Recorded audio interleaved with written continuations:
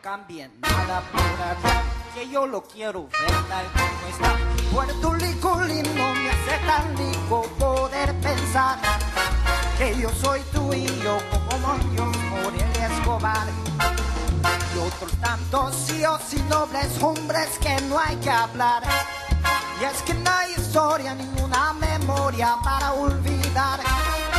Eres Puerto Rico, mi gigante chico, y déjame soñar. Déjame soñar.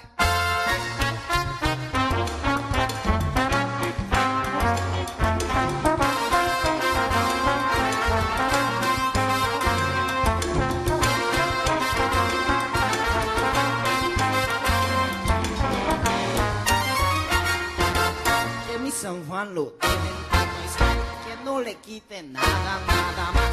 Que si a Mayagüez estudiantil lo voy yo de ahí. Guárdame un palmar y un amanecer cantando un zorzal. Quiero una hamaca, café en la jataca, guavarear al día. Y déjame soñar desde aquí, déjame soñar, déjame soñar. ¡Oh!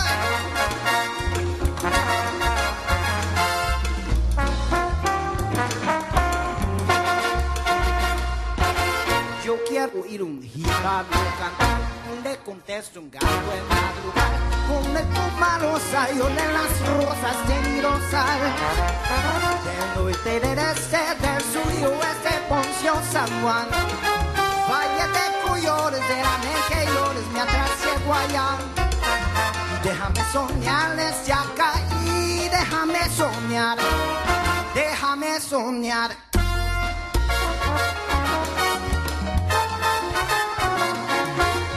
Déjame soñar desde acá, déjame soñar, déjame cantarte desde aquí, porque cantarte por internet a mí me hace feliz.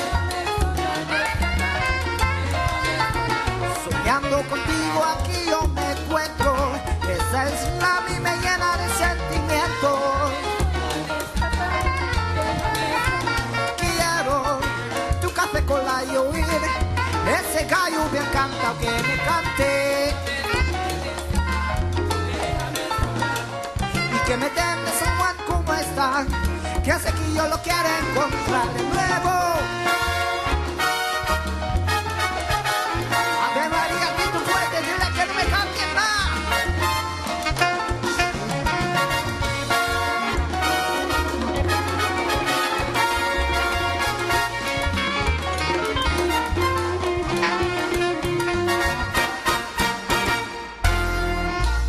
Que no me cambien nada, lo dejen como está, pero que se vaya pues estudiando, yo siempre me veré. Y te digo, y caramba, San Juan sea mi capital, que no me cambien nada, ni mi fiesta patronal, y esa fue por ir a bonita, siempre por demás. Oye, mi linda playa, mire por su sería palmar. Un café, una bonita y bonito cafetal, que no me cambie nada, que no me cambie nada.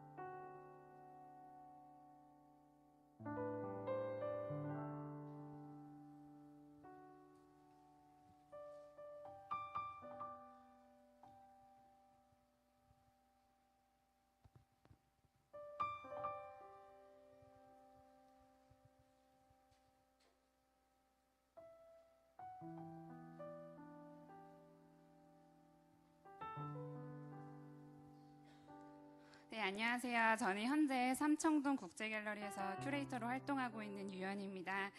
오늘 드림플러스의 작품은 장 프랑수와 밀레의 만종이라는 작품입니다. 이 장 프랑수와 밀레는 19세기 프랑스의 대표적인 발비종 화가로 아름다운 자연 풍경과 그리고 소박한 농민의 일상을 작품에 담아서 오늘날까지 많은 사랑을 받고 있는데요. 밀레는 저희가 잘 알고 있는 그 방고흐를 탄생시킨 작가이기도 해요. 그래서 고흐는 밀레가 죽던 해인 전시회를 보다가 큰 감명을 받게 돼서 당시 미술상의 점원이었는데 그 직업을 그만두고 화가의 길을 걷게 되기도 했습니다. 이 작품은 1857년에서 59년에 만든 작품이고요. 크기는 가로 한 66cm에 세로는 55cm로 비교적 작은 작품입니다. 현재는 파리 올세 미술관에 소장되어 있고요. 19세기 말 유럽의 근대 미술의 태동을 얘기하는 데는 빠질 수 없는 그런 작품입니다. 밀레가 이 작품을 만들 시에는 파리는 그 산업혁명으로 굉장히 도시가 급격하게 변화하고 있었는데요. 이 작품은 치열한 도시와는 달리 농민의 소소한 일상을 담고 있는 작품입니다. 주보에 있으신 그림을 들여다보시면요. 그 저녁 무렵 광활하고 황량한 들판 한가운데서 서서 기도하고 있는 그런 한 쌍의 부부를 볼 수가 있습니다. 이 주변에는 이들이 캔 감자가 넣어져 있는 바구니가 있고요. 그리고 갈퀴 그리고 손수레 같은 그런 농기구들도 보실 수 있습니다. 이 작품의 3분의 1을 차지하고 있는 대지는요, 굉장히 작품에서 안정적인 구도를 만들어서 자연과 인간의 그런 밀착된 관계를 더욱더 강조하고 있습니다. 얼굴은 어두워서 자세히 볼 수는 없지만요, 밀레는 빛을 사용해서 이 부부가 기도하는 그런 모습과 태도, 그런 마음가짐을 더욱더 강조하고 있습니다. 이 그림의 제목이 만종인 이유는요, 이 그림 뒤에 보이는 교회의 청탑 때문인데요. 저 멀리 교회에서 종소리가 울리고 있는 것 같지 않나요? 그 하루에 3번 종이 울리면 이 부부가 기도를 드리고 있는 그런 모습을 보면은 저도 그런 제 자신을 되돌아보게 되고 또 성찰하게 되는 것 같습니다. 농가에서 농부로 밀레는 태어났고요. 이런 농부들의 그런 가난을 몸소 체험했고 이 농민의 눈으로 세상을 바라보았습니다. 그리고 그는 이러한 가난한 농부들의 삶을 그림에 처음으로 담아낸 그런 작가고요. 무엇보다 밀레의 만종이 저희에게 오늘날까지 그런 감동을 주는 이유는 비록 풍성하고 부유한 삶은 아니더라도 그런 부부가 주어진 생애 조건을 그 피곤한 일상으로 담지 않고 경건한 감사로 받아들이고 그리고 또 침묵 속에서 하루의 끝에서 소중한 기도를 드리고 있는 그런 진실한 마음 때문이지 않을까 생각이 됩니다. 이상으로 작품 소개를 마치겠습니다.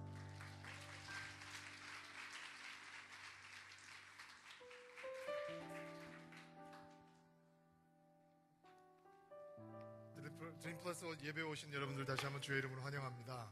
오늘 풍성한 연주를 해주신 우리 레마 밴드에게도 박수 한번 해주시고요. 그리고 우리 유연희 자매님은 앞으로 3번 더 그림 소개를 해주실 거예요. 제가 무지해서 우리 프로가 하는 게 훨씬 더 나을 것 같고요. 자매님 오늘 친절하게 잘 설명해 주셔서 감사드립니다. 제가 성경 읽는 동안 이거 조금 앞으로 빼주세요. 오늘 하나님께서 저에게 주시는 말씀은 누가복음 17장 말씀인데요. 11절부터 19절까지 말씀인데 제가 한 절, 여러분이 한 절 돌아가면서 읽도록 하겠습니다. 제가 먼저 12절 읽을게요. 누가복음 17장 12절부터 19절까지의 말씀 보겠습니다. 예수님께서 어떤 마을에 들어가시다가 10사람의 문둥병자를 만났습니다. 그들은 멀리 서서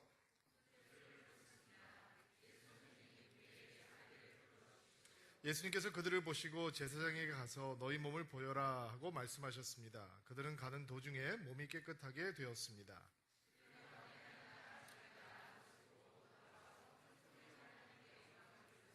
그리고 예수님의 발 앞에 엎드려 감사를 드렸습니다. 그는 사마리아 사람이었습니다.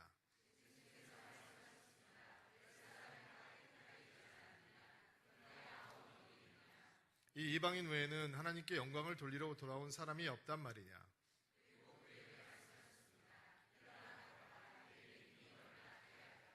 네, 가슴에 손을 얹고 우리 믿음을 고백하고 하나님 말씀 듣겠습니다. 따라해 주시면 감사하겠습니다. 하나님은 나를 사랑하십니다. 나는 그 사랑 안에 있습니다. 하나님은 오늘 나에게 말씀하실 것입니다. 그 말씀에 능력이 있습니다. 그 말씀에 생명이 있습니다. 나의 마음을 하나님께 열겠습니다. 나의 생각을 예수님께 집중하겠습니다. 들은 만큼 변합니다. 들은 만큼 행복해집니다.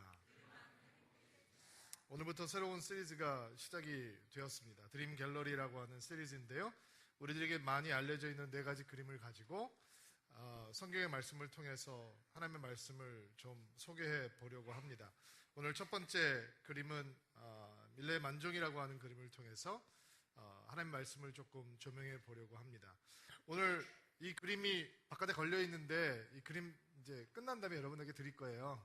진품은 아니에요. 그렇지만 그냥 여러분이 듣은 말씀을 기억할 수 있지 원하시면 원하시지 않으면 안 가져가셔도 되는데 오늘 당첨되신 분은 누구냐면 주보를 보시면 이렇게 코너가 뭉퉁그렇게 잘려져 있는 부분을 가지고 계신 분이에요.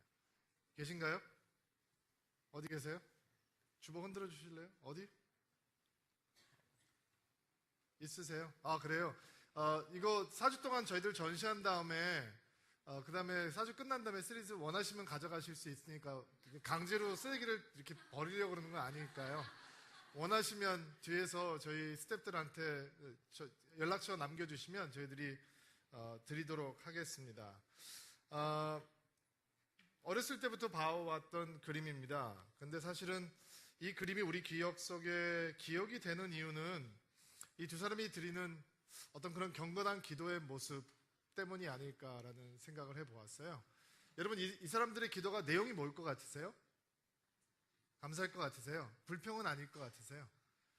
무슨 기도할 것 같으세요? 사실은 이 그림에 뒷얘기가 있다고 합니다.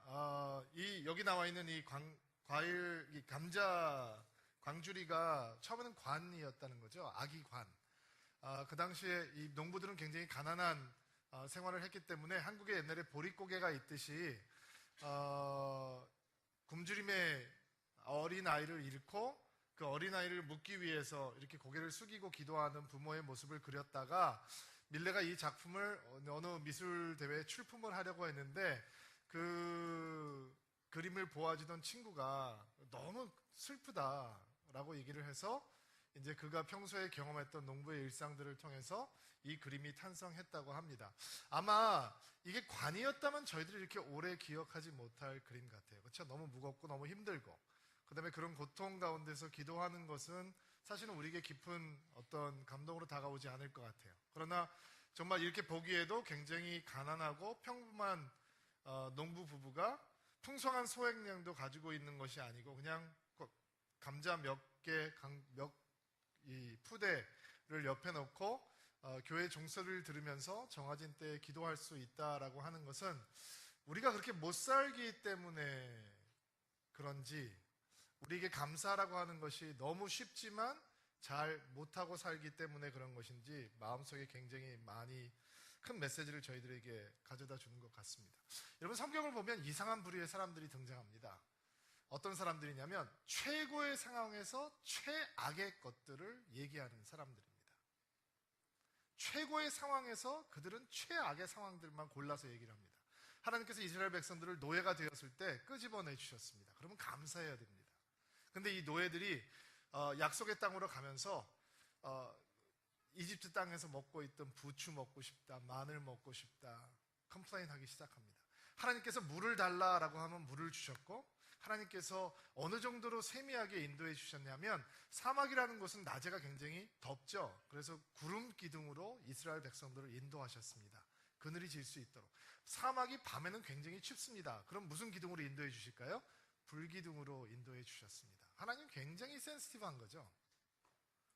하나님께서 이스라엘 백성들이 고기가 먹고 싶다고 그러면 메추라기가 하늘에서 떨어지기 시작하는데 성경을 보니까 허리에 찰 때까지 메추라기가 떨어졌다고 합니다. 아니 고기 먹고 싶다고 그렇게 치킨 서비스를 해주는 분이 어디 있어? 그런데도 그들은 하나님 앞에 불평을 멈출지 모릅니다. 광야를 헤매고 있던 사람들이 우리 만나에 대한 이야기를 몇 번 했는데 먹을 것이 없으니까 하나님께서 이스라엘 백성들에게 만나를 주시잖아요. 근데 아무도 먹어보지 못한 만나를 감사하고 먹을 수 있는데도 불구하고 그들은 이 만나를 우리가 지겹다라고 컴플레인합니다. 정말 대단한 사람들입니다. 그들이 들어갈 약속의 땅에 모세가 12명의 스파이를 파송을 하죠. 그리고 12명의 스파이가 40일 동안 그 땅을 잘 돌아보고 옵니다. 그리고 보고를 합니다. 그리고 그 옛날에는 인증샷이 없었으니까 증거물을 가져와야 되잖아요. 약속의 땅에, 가나안 땅에서 열리는 열매들을 들고 와서 그 땅이 어떤 땅인지 보여주는 것입니다. 그리고 사람들이 이렇게 얘기합니다. 과연 젖과 꿀이 흐르는 땅입니다. 거기 가면 정말 이만한 포도 열매들이 있습니다. 거기까지는 좋습니다. 최고의 상황인 거죠. 얼마나 좋습니까? 하나님께서 우리에게 주신 땅이 진정으로 복됩니다 라고 하면 끝나는 겁니다.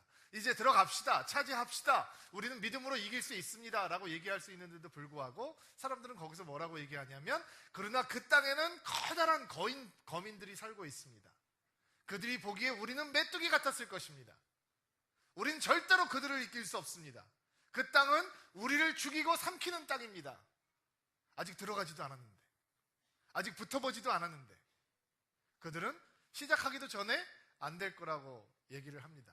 하나님께서 이런 사람들을 견디질 못하십니다. 이 족속들이 40년 동안 광야를 방향하다가 몽땅 죽었습니다. 어느 누구도 살아남지 못했습니다. 그러나 성경에는 또 다른 부류의 사람들이 등장합니다. 최악 상황 속에서도 최고의 결과를 기대하는 사람들이 있다라는 것입니다. 아마 오늘 저희들이 보게 되는 문둥병자들이 그런 사람들이 아닌가라는 생각을 해보았습니다. 누가복음 17장 저희들이 읽은 본문 사건을 보면 10명의 문둥병자들이 등장합니다. 그 당시에 문둥병은 사회적으로 완전히 매장되어 버리는 저주의 질병으로 여겨졌습니다. 마을에서 떠나서 격리되어서 살아야 됐고 그 사람들이 마을에 들어올 때는 불결하다 불결하다 불결하다 라고 소리를 지름으로써 내가 문둥병자요 저주받은 사람이다, 그런 질병을 가지고 있는 사람이다라는 것을 사람들에게 알려야 했습니다.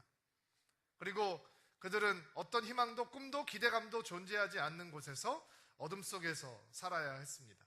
한 사람의 문둥병자가 예수님에게 나오는 것도 힘든데 10명이 떼거리로 나온다라는 것은 굉장히 힘든 일입니다. 오늘 사건을 보니까 마을에 예수님이 오신다는 소식을 전해 들었던 것 같고 10명의 문둥병자들이 떼거지로 몰려서 예수님 앞에 나오기 시작합니다. 대단한 용기가 필요했을 것입니다. 수도 없이 사람들 앞에서 불결하다 불결하다 외쳤을 것이고 성격이 급하고 강팍한 사람들은 그 10명의 문둥병자를 향해서 돌을 집어던지기도 하고 더러운 눈초리를 보내기도 하고 상소리를 하기도 소리를 지르기도 하지 않았을까. 그것을 다 견디면서 예수님께 나오는 이유는 무엇인가? 이런 소문을 들었기 때문이 아닐까요? 예수님은 문둥병자도 고쳐줄 수 있대더라. 다른 마을에서 예수님이 문둥병자를 고치는 사건이 있었다더라. 그리고 그런 소문이 이 문둥병자들에게 전해졌던 것 같아요. 그리고 그들은 예수님 옆에 나와서 선생님, 우리에게 자비를 베풀어 주십시오 라고 소리를 지르기 시작합니다. 그런데 예수님의 리액션이 조금 의외입니다. 14절 말씀을 보니까 예수님께서 그들을 보시고 제사장에게 가서 너희 몸을 보여라 라고 말씀하셨습니다. 보통 다른 기적의 사건을 보면 이런 표현들이 등장을 합니다. 예수님께서 그 문둥병자를 민망하게 보시고 긍휼히 보시고 불쌍히 보시고 손을 내어 만져주시네. 이런 표현들이 등장한단 말이에요. 문둥병자는 만져도 돼요? 안 돼요? 안 되는 거예요. 근데 하나님은 만지겠다면 만지는 거죠. 랍비였던 예수님께서, 선생님이었던 예수님께서 문둥병자를 긍휼히 보시고 그 긍휼한 마음이 생기는 현장이 기적이 나타나는 현장이거든요. 예수님의 마음이 움직였다는 거죠. 그리고 그 기적의 역사가 예수님을 통해서 일어나고 있다는 거예요. 이 기적의 현장을 보면 항상 예수님의 마음이 먼저 움직인단 말이에요. 근데 오늘 상황을 보니까 예수님을 향해서 문둥병자들이 뭐라고 얘기를 하고 있냐면 예수님, 우리에게 긍휼을 베풀어 주십시오. 우리를 불쌍히 여겨 주십시오. 근데 마치 예수님은 어떤 감정도 느끼지 못하고 가서 제사장에 가서 네 몸을 보여라 라고 말씀하고 계시는 거예요. 왜 하필이면 제사장에 가서 보여야 되죠? 당시에 문둥병자에 대한 판정은 의사가 내리는 게 아니에요. 제사장이 내리는 거예요. 문둥병이 의심되면 병원을 찾아서 의사한테 진단을 받는 것이 아니라 성전에 가서 제사장을 만나고 제사장이 몸을 다 검사하고 문둥병이라고 판정이 되면 불결하다라고 소리를 지르는 거예요. 그러면 그 소리를 지르는 바로 그 순간 그가 가지고 있었던 모든 삶의 기반은 다 빼앗겨 버리는 거예요. 그리고 그들은 몇 년이 전이 된지는 우리는 상상으로 밖에 알 수 없겠지만 어느 날 성전에 들어가서 거룩한 제사장 앞에서 자기의 몸을 보였을 때 불결하다라고 외치는 제사장의 목소리 한마디에 그들의 가족과 그들의 사랑과 그들의 꿈과 그들의 소박한 행복은 다 빼앗겨 버렸죠. 그리고 예수님은 그 저주의 음성이 들려왔던 제사장에게 가서 네 몸을 보여라 라고 하면서 기적을 준비하고 계셨던 거예요.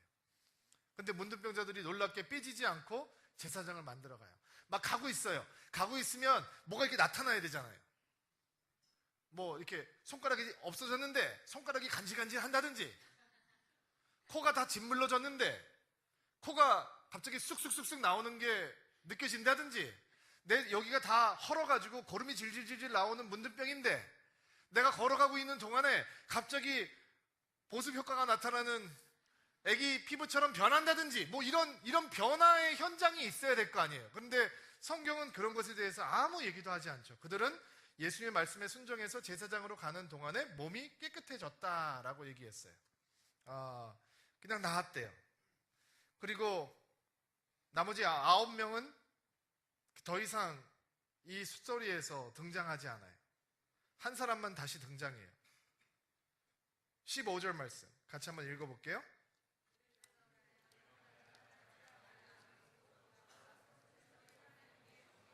(16절) 말씀.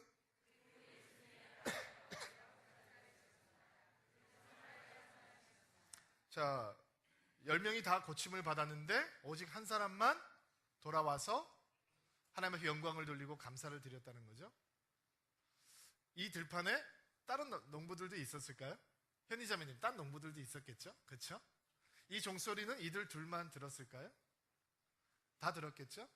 이 종소리가 들리면 집에 갈 때구나, 퇴근 시간이다, 집에 가서 밥 먹자라고 가는 사람들도 있지 않았을까요?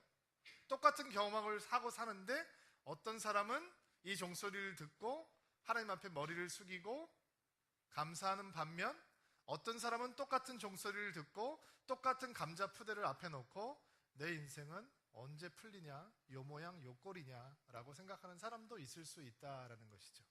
이 10명의 문둥병자는 오직 단 한 가지의 꿈을 가지고 예수님 앞에 나왔을 거예요. 고침을 받고 싶다. 그리고 그것을 얻게 되면 그들은 다른 인생을 살 수 있을 것이다. 그때는 감사함을 얻을 수 있을 것이다. 그때는 뭔가 내가 하나님과 더 가까움을 가질 수 있을 것이다 라고 생각하겠죠. 저처럼, 여러분들처럼. 우리는 뭔가 우리가 갖지 않은 다른 것, 특별한 것이 입에 오면 그때야말로 하나님 앞에 감사할 수 있을 것이다 라고 막연하게 생각하죠. 지금은 내가 요만큼 헌신되어 있지만 내가 좀 더 많은 것을 경험하고 나면 그때는 정말 내가 불같은 마음으로 헌신할 수 있을 거야. 조금만 더 은혜를 많이 체험하고 나면 내가 좀 더 주님 앞에 집중할 수 있을 거야. 내가 조금 더 넓은 길로 하나님의 은혜 가운데 거하게 되면, 더 많은 것으로 풍성하게 내리게 되면 그때는 그야말로 하나님을 향해서 뭔가 대단한 일을 할 수 있을 거야. 내 마음이 바뀌겠지라고 생각하기가 쉽죠. 그러나 인생은 그렇게 되지 않습니다. 감사는 절대로 그렇게 임해오지 않더라고요. 사마리아 사람은 평생 인종차별을 받으면서 살아야 됐던 사람입니다. 그들은 이스라엘 북이 왕국이 망했을 때 아시리아의 인구 혼합 정책으로 이방 민족과 이스라엘 여자들을 강제로 결혼을 시켜서 혼혈 민족을 탄생시켰습니다. 그리고 사마리아 지방에 살고 있던 이 혼혈 민족은 이스라엘 사람들에게는 아주 역사적으로 치욕적인 잔재였습니다. 그는 몸이 멀쩡할 때도 강팍하게 살을 수밖에 없었던 인종차별을 받고 살았던 사람입니다. 여러분, 인종차별을 받아보셨습니까? 저는 미국에서 20년 넘게 살면서 교묘하게 인종차별을 받아왔습니다. 제가 미국 가면 굉장히 똘똘해집니다. 뭐 이렇게 미국 사람들이 어떤 차별도 하지 못하도록 눈이 반짝반짝이고 제가 견디질 못합니다. 용납을 못하는 거죠. 그런데 그렇게 살다 보면 마음이 강팍해집니다. 불꽃 같은 눈으로 싸우려고 하고 누가 나를 무시하나 늘 마음속에 생각을 갖게 되고, 사마리아 사람들은 이스라엘 사람들이 어느 정도로 무시를 했냐면, 여러분이 경건한 이스라엘 사람이라면 그 땅을 건너가지도 않았습니다. 돌아갔습니다. 근데 그가 문둥병이 걸렸습니다. 여러분, 얼마나 강팍해졌을까요? 마음이. 아마 우리가 상상하기 못할 정도로 그의 마음은, 영혼은 많이 망가졌을 것입니다. 감사라고 하는 열매가 피어나기에는 토양이 너무너무 안 좋은 겁니다. 상황이 나쁘단 말이죠. 근데 그가 예수님 앞에서 고침을 받았습니다. 근데 하나님을 기억하고 예수님을 기억하고 돌아와서 감사하는 사람은 바로 사마리아 원눈병자 한 사람밖에 없었습니다. 옛날에 이런 영화에서 이런 기도하는 장면을 본 적이 있습니다. 어떤 농부가 기도를 하는데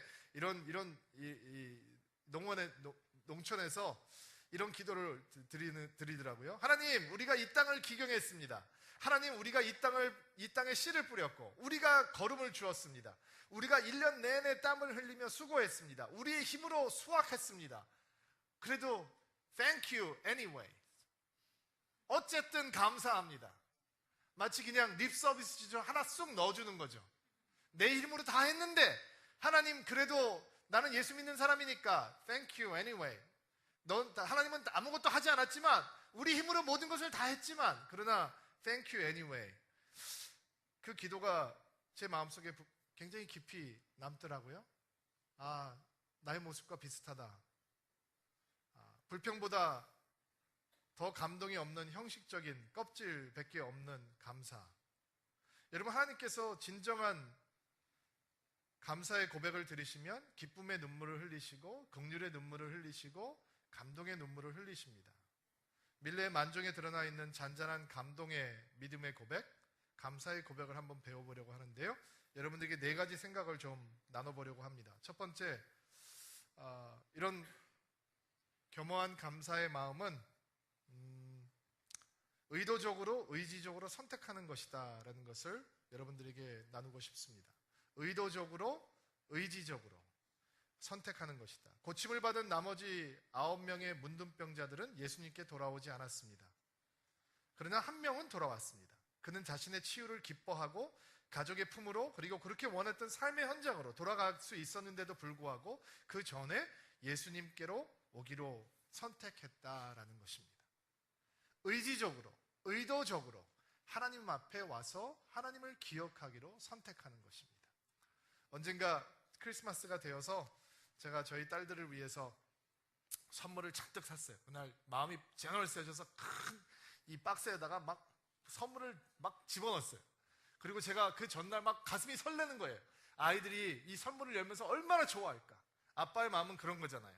제가 물론 좀 좋은 아빠기는 하지만. 근데 크리스마스 이제 아침이 됐어요. 잠옷을 입고 모여서 성경을 잠시 읽고 그 다음에 기도를 하고 선물을 풀기 시작해요.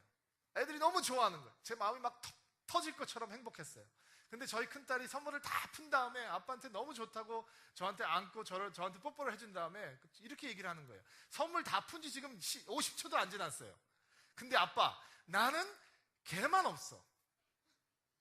개를 사줘. 지금 이만한 박스 제가 지금 열었어요. 선물을 그냥 다 갖다 앵겼어요. 한 번에 옮기지도 못하는 많은 선물을 갖다 앵겼어요. 근데 1분도 안 돼서 그 아이는 자기가 없는 것을 찾아내는 초자연적인 능력을 가지고 있는 거예요. 아빠, 난 다 있어. 근데 개만 없어. 개를 사주세요. 이런 마음이 제 안에도 여러분 안에도 있어요. 하나님이 다 주세요. 근데 우리는 없는 것을 기가 막히게 찾아내요. 내가 필요한 것은 다 하나님께서 주시는데 내가 필요하지 않은 것도 기가 막히게 생각해요. 그리고 자기에게 최면을 걸어요. 나는 이게 필요해. 난 지금 이게 필요한 거야. 이게 오지 않는다면 난 절대로 행복해질 수가 없어. 이게 오지 않으면 나는 하나님께서 축복하는 거라고 믿을 수가 없는 거야 라고 자기 최면에 빠지게 되죠. 그리고 더 기가 막힌 사실은 그것을 위해서 기도까지 하기 시작해요. 주의 이름을 부르면서. 여러분, 이런 아름다운 감사의 시작은 의도적으로, 의지적으로 하나님의 은혜를 향해서 내가 반응하기 시작할 때 가능한 거예요. 그런 의도적인, 의지적인 반응이 여러분 삶 속에 있게 되기를 주의 이름으로 축복합니다. 두 번째, 감사에 대한 생각은 나는 하나님의 은혜를 받을 자격이 없다라고 하는 겸손한 깨달음 속에서 감사가 피어오른다라는 것입니다. 나는 자격이 없다. 모든 것은 하나님의 은혜의 결과로 오는 것이다. 저는 이 그림을 혼자서 설교를 하면서 묵상하면서 제가 그냥 감정이입을 좀 해봤습니다. 정말로 의도했던 대로 여기에 정말로 관이 놓여 있었던 그림이라면, 그리고 밀레가 어느 날 이런 가난한 농부들이 장례식을 치르는 부분을 정말 보고 거기에 너무 충격을 받고 이 그림을 그린 거라면, 그리고 정말 아들의 죽음 앞에서 이 가난한 부부가 하나님 앞에 기도를 하고 있는 것이라면, 그렇다면 그들의 기도는 달라졌을까? 그들은 무슨 기도를 하고 있는 것일까? 그 기도는 원망의 기도요? 분노의 기도고 단순히 슬픔만 가져주는 기도일까? 저는 어린 아이들을 잃은 부모님들을 많이 만나 보았습니다. 목사를 하다 보니까 참 힘들고 어려운 때가 자식의 시신을 먼저 땅에 묻어야 되는 부모님들이 장례식을 치러드리는 것이더라고요. 제가 초년병 전도사 때 16살 먹은 어린아이 고등학교 3명이 운전을 하고 가다가 큰 자동차 사고가 나서 3명이 한꺼번에 자동차 사고로 죽었던 사건이 있었습니다. 저는 그때 27살 먹은 젊은 전도사였고 3명 다 저희 교회 학생들이었습니다. 2명은 직사를 했고 1명은 헬리콥터를 타고 병원에 옮겨졌는데 며칠 동안 투병하다가 그도 죽게 되었습니다. 저희 교회에서 장례식을 하는데 그 도시에 있던, 그 학교를 다니고 있던 아이들이 수백 명의 아이들이 저희 교회로 장례식에 위해서 몰려들었습니다. 그리고 저희 장인어른이 설교를 하시고 저는 그 옆에서 영어로 통역을 하고 또 예배를 드리는데 그 죽었던 학생의 아버님이 저희 교회 전도사님이셨는데 전도사님께서 나오셔서 온 분들에게 간단히 간증하는 시간이 있었습니다. 근데 그분이 영어를 잘 못하시고 브로큰 잉글리시를 하는 분인데 제가 지금도 생생하게 기억하는 건 수백 명의 아이들이 다 울고불고 눈물을 흘리면서 장례식을 하고 있는데 그분이 처음에 딱 나오자마자 천사 같은 얼굴로, 원래 그분이 그런 분이 아니거든요. 천사 같은 얼굴로 나는 하나님 앞에 감사를 드립니다 라고 고백을 하기 시작합니다. 나는 하나님 앞에 감사를 드립니다 라고 얘기하니까 회중에서 커다란 한숨소리가 확 하는 한숨소리가 들리기 시작하는 거예요. 그리고 그분이 간증이 끝난 다음에 교장 선생님께서 나오셔서 뭐라고 말씀하시냐면 자기는 평생 예수를 믿은 크리스찬인데 이렇게 살아있는 믿음은 자기는 여태까지 한 번도 본 적이 없다라고 고백하면서 어떻게 아들의 시신 앞에서 하나님의 은혜에 감사한다라고 고백할 수 있느냐. 그리고 그 어머니가 나와서 찬양을 부르기 시작합니다. 왕이신 나의 하나님, 내가 주를 높이고 영원히 주의 이름을 송축하리이다.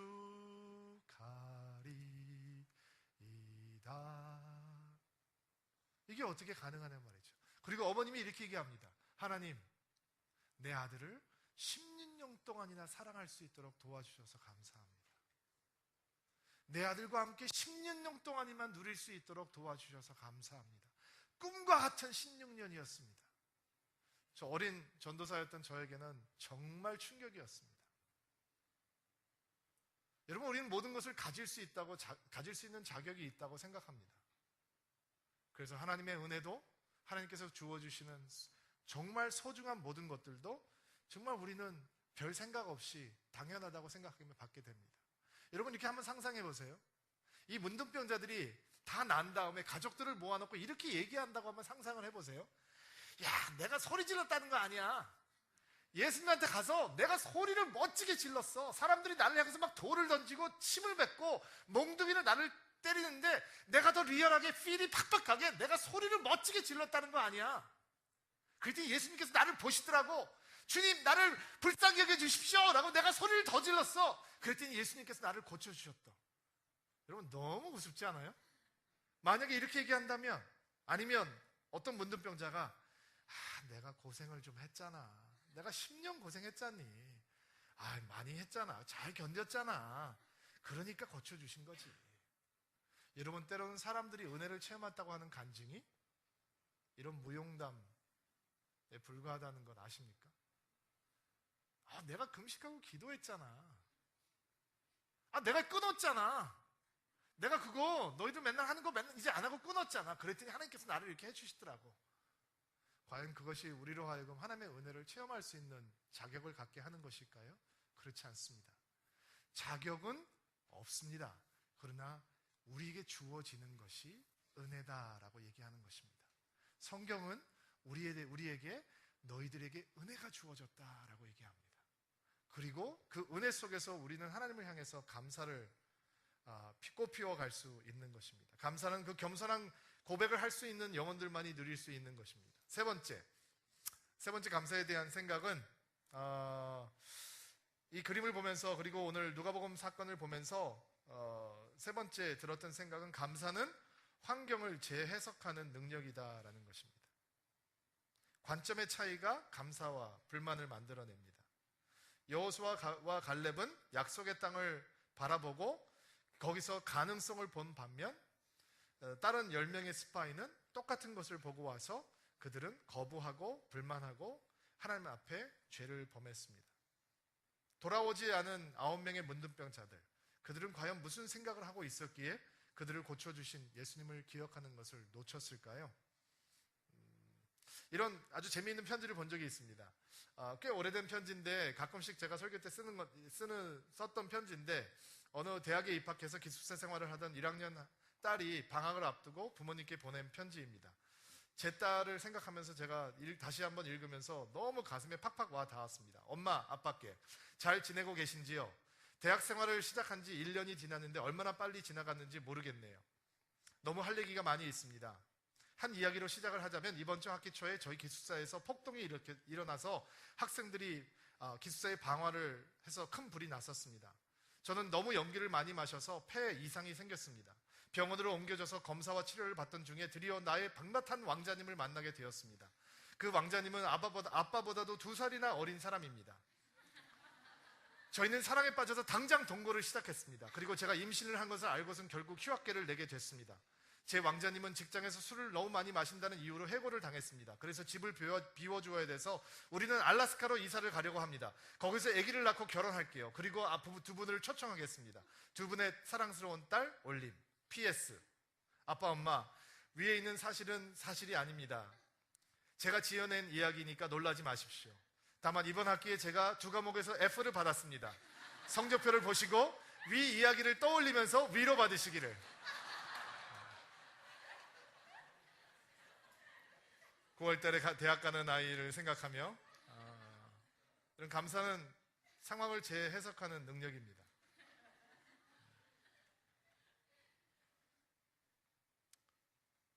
눈으로 보여지는 것을 넘어서 눈에 보여지지 않는 것을, 쉽게 느껴지지 않는 것들을 끄집어내는 것이 감사입니다.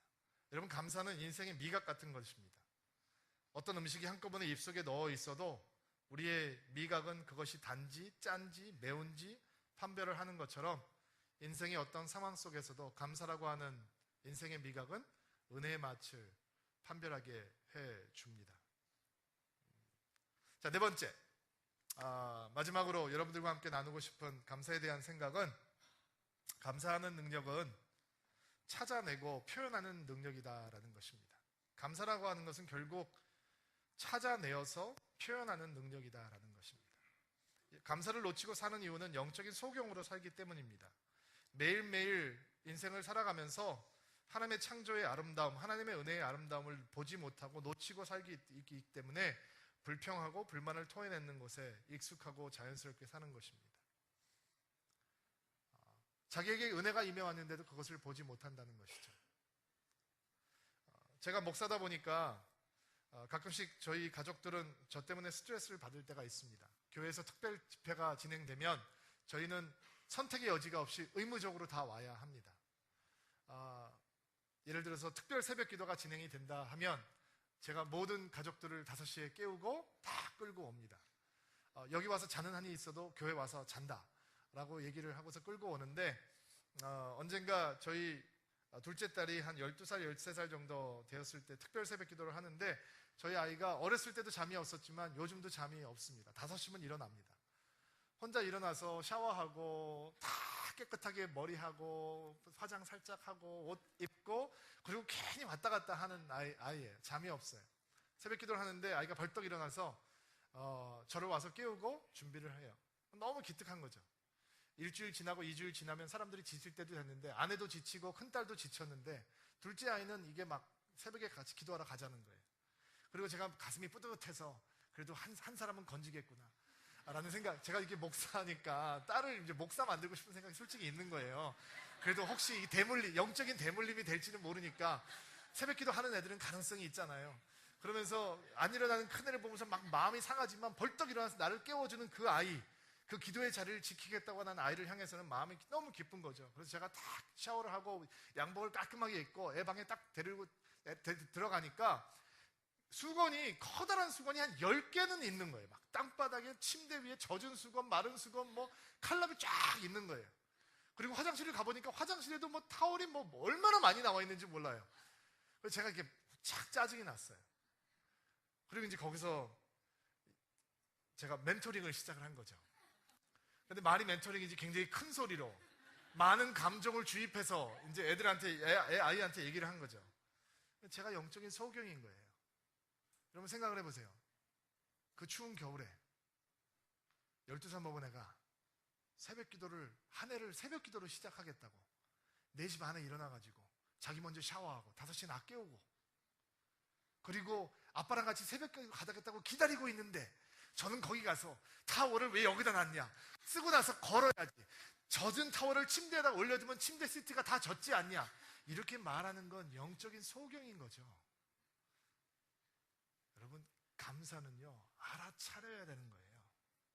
찾아내야 되는 거예요. 근데 거기서 끝나면 안 돼요. 표현해야지 감사한 거예요. 어떤 형제님들에게 물어봤어요. 가까이 있는 분들에게 사랑한다고 고백하느냐? 아이, 목사님 그걸 꼭 얘기해야 하지 않아요? 그럼 어떻게 알아요? 얘기를 안 하면 어떻게 알아요? 하나님한테 감사하고 그럼요, 늘 감사하죠. 하나님한테 감사하다고 고백하시나요? 하나님이 제 생각까지 감찰하시는 분인데 제가 그걸 얘기 안 해도 다 아시죠? 아니, 어떻게 알아요? 그 변덕스러운 마음속에 생각이 얼마나 왔다 갔다 하는데 하나님께서 그거를 다 어떻게 들으시겠어요? 여러분, 감사는 속에 있을 땐 감사가 아니에요. 여기에만 있을 땐 감사가 아니란 말이에요. 그 생각은 여러분의 생각이 아니에요. 그 마음은 여러분의 마음이 아니에요. 나올 때 찾아내서 그 감사를 받아야 될 대상, 그것이 하나님이 됐던, 나의 사랑하는 배우자가 됐던, 나의 사랑하는 가족이 됐건 친구가 됐건 누가 됐건 간에 그것이 전해질 때 그것이 감사의 열매가 되는 것입니다. 하나님께서 이번 주 여러분들에게 수많은 사람들을 보내주실 것입니다. 수많은 사건들을 경험하게 해주실 것입니다. 그 속에서 알아차리고 표현하시기를 바랍니다. 얼마 전에 우리 저희 교회 장로님에게 너무 은혜스러운 얘기를 들었어요. 얘기는 장로님이 굉장히 야구를 좋아하시기 때문에 저하고 야구 얘기를 많이 하시는데, 뉴욕 양키스에 가면 지난 17년 동안 전설적인 구원 투수로 활약을 하고 있는 마리아노 리베라라고 하는 선수가 있어요. 올해 은퇴하는데 브루클린 태버네클이라고 하는 교회에 다녀요. 그 교회 담임 목사님이 짐 심발라 목사님이 한국에 오셨을 때 제가 같이 교제하고 그분 설교할 때 통역을 했었기 때문에 그분의 입술을 통해서도 리베라 선수의 신앙에 대해서 들은 적이 있거든요. 근데 그분이 이제 올해 은퇴를 하게 되는데 608세이브를 했어요. 무슨 뜻인지 모르면 그냥 와 하시면 돼요. 아마 제가 알기로는 오승환 선수가 200세이브 정도 한 걸로 알고 있어요. 17년 동안 608세이브. 대단한 선수예요. 근데 이 선수가 은퇴를 하면서 지난해 성적이 별로 안 좋았는데 올해 한 번 더 선수 생활을 하고 은퇴를 하게 되는데, 구단에게 이런 요청을 했대요.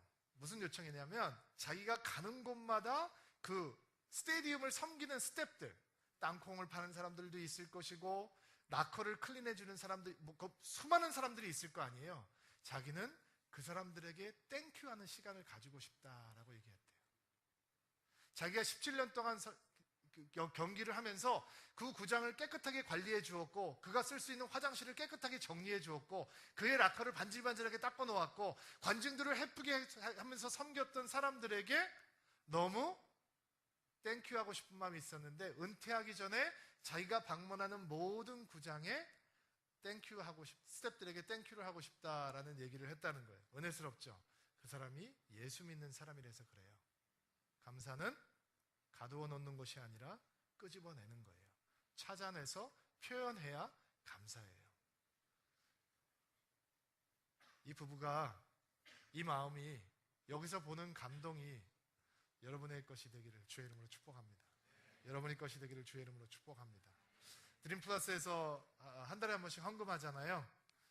전도를 위해서 저희들이 헌금하는데, 제가 기도한 다음에 여러분들 기쁜 마음으로 헌금해 주시면 저희들이 믿지 않는 사람들 하나님 앞으로 돌아오는데 잘 쓰도록 하겠습니다. 제가 한번 기도할게요.